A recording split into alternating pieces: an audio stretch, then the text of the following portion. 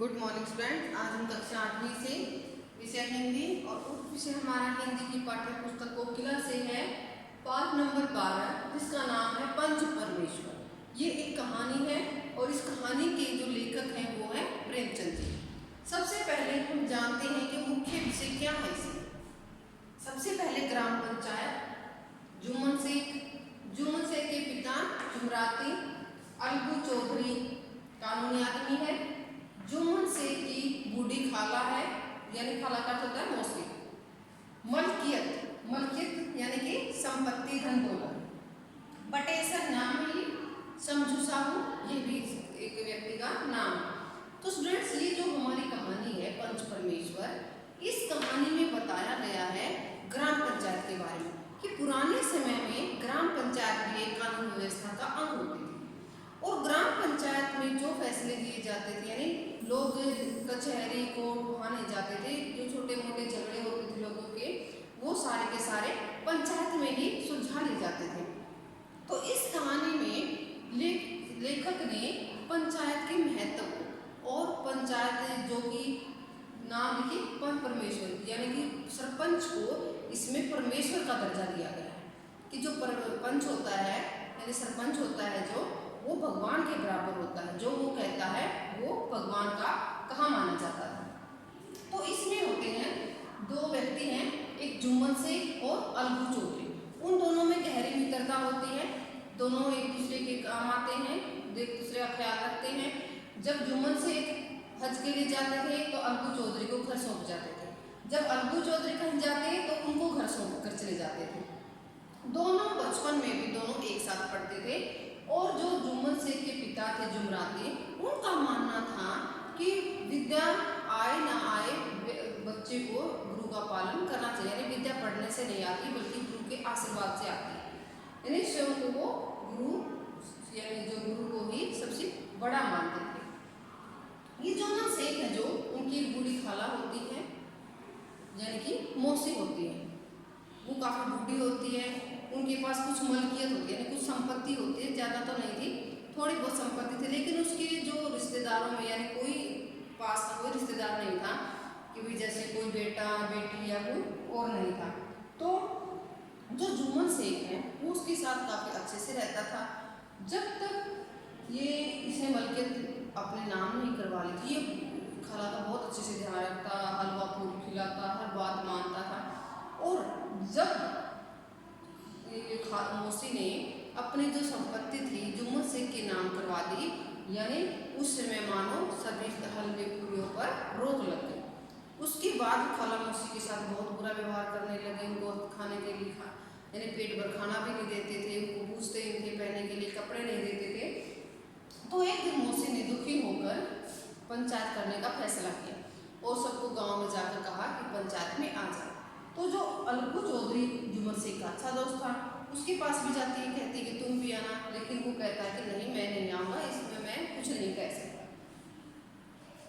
फिर अगले दिन जब पंचायत होती है तो वहाँ पर जो जुम्मन शेख है वो मौसी के साथ बहुत बुरे व्यवहार से बात करता है और वहाँ के जो पंच वो कहते हैं कि आप जिसको पंच आप में चुन सकते हैं अपने फैसले के लिए। तो मौसी अलगू चौधरी को अपना पंच मानती। सुनकर जो सारी कार्रवाई की जाती है, सारी बातें बताई जाती है, तो अलगू चौधरी जुम्मन शेख पर हर जाने के रूप में, यानी जो मौसी के लिए उसको कहते हैं कि भाई आपको उसको मासिक खर्च देना पड़ेगा और नहीं तो आपको ये इनकी जो मलकियत है वो वापस उतारनी पड़ेगी। तो जुम्मन शेख को ये सुनकर बहुत दुख होता है। वो जिसे अपना दोस्त मानता था वो उसको अपना दुश्मन दिखाई देने लगता है। कुछ समय पश्चात क्या होता है कि अलगू चौधरी ने दो बहुत सुंदर बैल लिए थे, उनमें से एक बैल मर जाता है। अलगू चौधरी की जो पत्नी थी चौधराइन, उसने कहा कि जुम्मन शेख ने उसको जहर दिया, लेकिन अलगू चौधरी ने इस बात को मानने से मना कर दिया और उसने समझा बुझा उसको मना लिया। गांव में ही एक समझू साहू नाम का व्यक्ति होता है जो बाजार से यानी शहर से सामान लाद कर लेकर आता है, उसके पास एक बैल होता है। तो ये समझू साहू को अपना जो दूसरा बैल था वो बेच देता है, क्योंकि जोड़ी तो अब नहीं रही और उसकी जोड़ी का बैल उसने ढूंढा लेकिन वो मिला नहीं। तो समझू साहू ने कहा कि वो 1 महीने में यानी 1 साल में कुछ 1 महीने में उसके पैसे लौटा देगा। समझू साहू को क्योंकि नया बैल मिल गया था, उसने उसके खाने पीने का कोई ध्यान नहीं रखा, लेकिन ज़्यादा लेकिन उसकी सेहत का कोई ध्यान ही नहीं रखा। क्या हुआ, कुछ समय पश्चात वो बैल भी मर जाता है। जब अलगू चौधरी उससे पैसे लेने के लिए जाता है तो ये समझू साहू और उसकी पत्नी उसके साथ झगड़ा करते हैं और उसको पैसे देने से मना कर देते हैं। तो अलगू चौधरी भी फिर पंचायत करता है। तो पंचायत में फिर वैसे ही पंचों का जो मुकाबला था, भी पंचों को चुनना था, तो वो देखा जाता है। अलगू चौधरी को भी कहा जाता है कि भाई आप अपनी मर्जी से कोई भी पंच चुन सकते हैं। तो सभी और देखकर अलगू चौधरी जुम्मन शेख को अपना पंच चुन लेता है। जब जुम्मन शेख को पंच बनाया जाता है, यानी सरपंच चुना जाता है, तो सारी जो बातों को जानकर जुम्मन शेख अलगू चौधरी के पक्ष में फैसला सुनाता है और फैसला सुनाने के बाद अलगू चौधरी के पास जाता है और उनसे माफ़ी भी मांगता है और कहता है कि भैया मुझे माफ़ कर दीजिए, मुझे आज पता चला कि पंच के पद पर बैठकर वो साधारण ना तो कोई किसी का दोस्त होता है व्यक्ति और ना ही किसी का दुश्मन होता है। पंच की जुबान से तो परमेश्वर बोलता है। तो ये होती हमारी कहानी, इसको हम अब विस्तार पूर्वक अपनी पुस्तक से रीड करेंगे।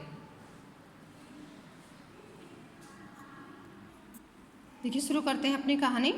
जुम्मन शेख और अलगू चौधरी में गाढ़ी मित्रता थी। साझे में खेती होती थी, कुछ लेन देन में भी साझा था। एक को दूसरे पर अटल विश्वास था। जुम्मन जब हज करने गए थे तब अपना घर अलगू को सौंप गए थे और अलगू जब कभी बाहर जाते तो जुम्मन पर अपना घर छोड़ जाते थे। उनमें न खान पान का व्यवहार था, न धर्म का नाता, केवल विचार मिलते थे। मित्रता का मूल मंत्र यही होता है। यानी जुम्मन, जब ये जो मुसलमान होते हैं वो जैसे दरगाह पर, जैसे हम मंदिरों में जाते हैं, जैसे किसी तीर्थ स्थल पर जाते हैं, तो उसी प्रकार जो मुसलमान होते हैं वो दरगाह पर हज करने जाते हैं। तो दोनों में कोई भी ज़्यादा मेल नहीं था, लेकिन दोनों के विचार बहुत मिलते थे। और मित्रता का मूल मंत्र क्या होता है? विचार होते हैं। इस मित्रता का जन्म उस समय हुआ जब दोनों मित्र बालक ही थे और जुम्मन के पूज्य पिता जुमराती उन्हें शिक्षा प्रदान करते थे। अलगू ने गुरुजी की बहुत सेवा की थी, खूब रकाबियाँ मांजी, खूब प्याले धोए। अलगू के पिता पुराने विचारों के मनुष्य थे। उन्हें शिक्षा की अपेक्षा गुरु की सेवा शुश्रूषा पर अधिक विश्वास था।